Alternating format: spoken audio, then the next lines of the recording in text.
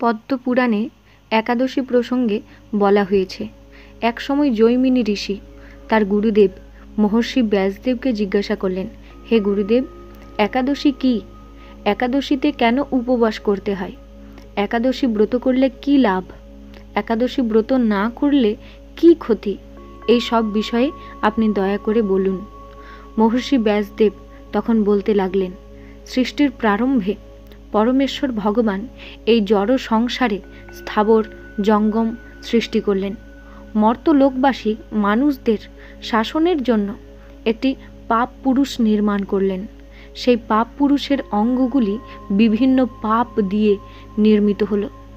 পাপ পুরুষের মাথাটি ব্রহ্ম হত্যা পাপ দিয়ে, চক্ষু দুটি মদ্যপান, মুখ স্বর্ণ অপহরণ, দুই কর্ণ গুরুপত্নী গমন, দুই নাসিকা স্ত্রী হত্যা, দুই বাহু গো হত্যা পাপ, গ্রীবা ধন অপহরণ, গলদেশ ভ্রূণ হত্যা, বক্ষ পরস্ত্রী গমন, উদর আত্মীয় স্বজন বধ, নাভি শরণাগত বধ, কোমর আত্মশ্লাঘা, দুই উরু গুরু নিন্দা, শিষ্ণ কন্যা বিক্রি, মলদার গুপ্ত কথা প্রকাশ পাপ, দুই পা পিতৃহত্যা, শরীরের রোম সমস্ত উপপাতক।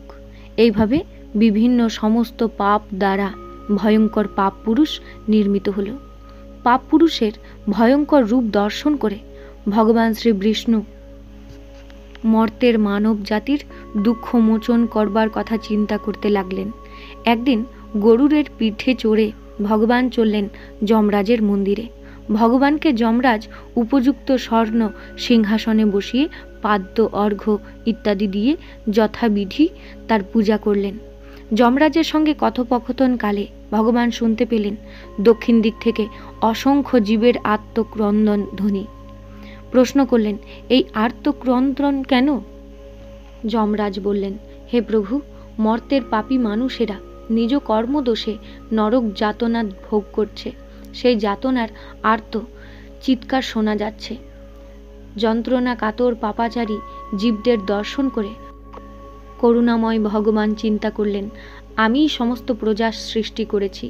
আমার সামনেই ওরা কর্মদোষে দুষ্ট হয়ে নরক যাতনা ভোগ করছে। এখন আমি এদের সদ্গতির ব্যবস্থা করব। ভগবান শ্রীহরি সেই পাপাচারীদের সামনে একাদশী তিথি রূপে এক দেবী মূর্তিতে প্রকাশিত হলেন। সেই পাপীদেরকে একাদশী ব্রত আচরণ করালেন। একাদশী ব্রতের ফলে তারা সর্ব পাপ মুক্ত হয়ে তৎক্ষণাৎ বৈকুণ্ঠ ধামে গমন করল। শ্রী ব্যাসদেব বললেন, হে জৈমিনী, শ্রীহরির প্রকাশ এই একাদশী সমস্ত সুকর্মের মধ্যে শ্রেষ্ঠ এবং সমস্ত ব্রতের মধ্যে উত্তম ব্রত। কিছুদিন পরে ভগবানের সৃষ্ট পাপ পুরুষ এসে শ্রীহরির কাছে করজোড়ে কাতর প্রার্থনা জানাতে লাগল, হে ভগবান, আমি আপনার প্রজা। আমাকে যারা আশ্রয় করে থাকে তাদের কর্ম অনুযায়ী তাদের দুঃখ দান করাই আমার কাজ ছিল। কিন্তু সম্প্রতি একাদশীর প্রভাবে আমি কিছুই করতে পারছি না, বরং ক্ষয়প্রাপ্ত হচ্ছি। কেননা একাদশী ব্রতের ফলে প্রায় সব পাপাচারীরা বৈকুণ্ঠের বাসিন্দা হয়ে যাচ্ছে। হে ভগবান, এখন আমার কি গতি হবে? আমি কাকে আশ্রয় করে থাকব? সবাই যদি বৈকুণ্ঠে চলে যায় তবে এই মর্ত জগতের কি হবে? আপনি বা কার সঙ্গে এই মর্তে ক্রীড়া করবেন? পাপ পুরুষ প্রার্থনা করতে লাগলো, হে ভগবান, যদি আপনার এই সৃষ্ট বিশ্বে ক্রীড়া করবার ইচ্ছা থাকে তবে আমার দুঃখ দূর করুন।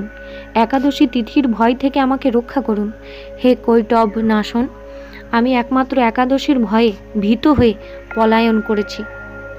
মানুষ, পশু পাখি, কীটপতঙ্গ, জল স্থল, বন প্রান্তর, পর্বত সমুদ্র, বৃক্ষ নদী, স্বর্গ মর্ত পাতাল সর্বত্রই আশ্রয় নেওয়ার চেষ্টা করেছি, কিন্তু একাদশীর প্রভাবে কোথাও নির্ভয়ে স্থান পাচ্ছি না দেখে আজ আপনার শরণাপন্ন হয়েছি।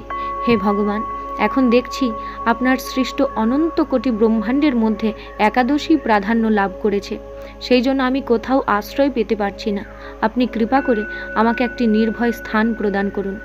পাপ পুরুষের প্রার্থনা শুনে ভগবান শ্রীহরি বললেন, হে পাপ পুরুষ, তুমি দুঃখ করো না। যখন একাদশী তিথি এই ত্রিভুবনকে পবিত্র করতে আবির্ভূত হবে, তখন তুমি অন্ন ও রবি শস্য মধ্যে আশ্রয় গ্রহণ করবে।